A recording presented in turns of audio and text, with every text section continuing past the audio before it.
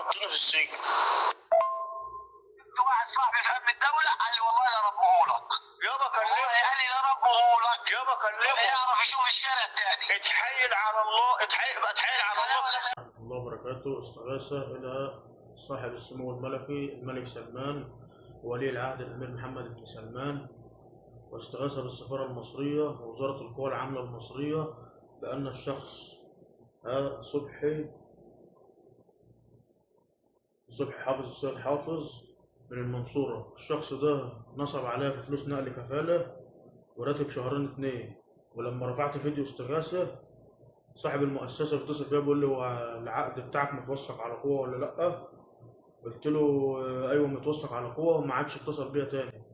كفيل اسمه محمد فرج الدوسري وبيعمل باسم مؤسسة اسمها ركن الرياض، وابن عمه سعد الدوسري اتصل بيا سألني على العقد متوثق ولا لأ.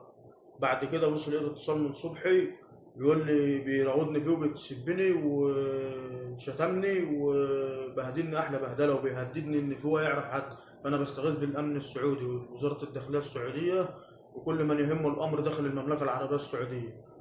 هذا الكلام ده يرضي ربنا؟ امال لما مسحت الباركود بتاع العقد ظهر على التنميه البشريه ازاي؟ يا باشا والله انت مربوط على جيل، اقسم بالله. تحلف بالله ازاي؟ والله على يد طلاق من مراتي انت مربوط على قوه. لا حول ولا قوه الا بالله.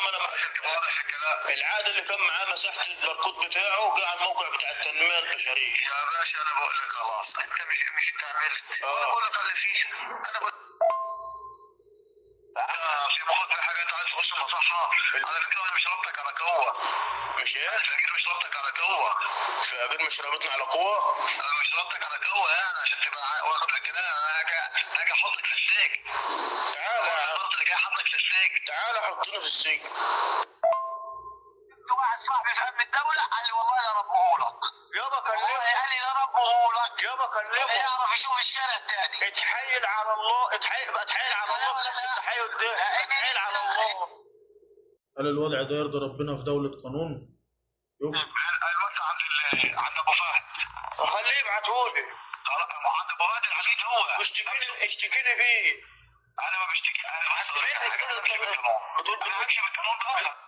هل الوضع ده يرضي ربنا في ظل دولة قانون؟ أنا بستغيث بكل من يهمه الأمر داخل المملكة العربية السعودية، يا إما يتوفر له فرصة عمل بشكل نظامي، يا إما أروح لبلادي بدون مشاكل، يرجع الحق وأروح لبلادي بدون مشاكل.